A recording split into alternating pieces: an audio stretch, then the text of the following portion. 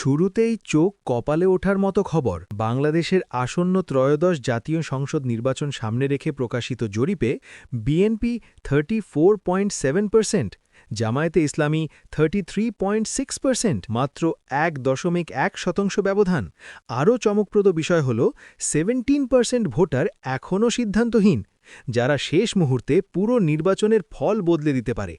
জামায়াত বলছে আগামী 24-48 ঘণ্টার মধ্যেই আসন সমঝোতার চূড়ান্ত ঘোষণা। ইইউ পর্যবেক্ষকদের সামনে ডাক্তার শফিকুর রহমান জানালেন, সুষ্ঠু ভোট, দুর্নীতিমুক্ত সরকার, সংস্কার বাস্তবায়ন, এই তিনটেই তাদের মূল শর্ত। এদিকে অর্থনীতিতে বড় সিদ্ধান্ত। 25-26 অর্থবছরের জন্য 2 লাখ কোটি টাকার সংশোধিত এডিপি অনুমোদন। সভাপতিত্ব করেন প্রধান উপদেষ্টা ড. মোহাম্মদ ইউনূস। প্রশ্ন একটাই, ভোটে অভিজ্ঞতা জিতবে না সততা? মতামত দিন কমেন্টে। আর আপডেট পেতে ফলো করুন জনতার খবর।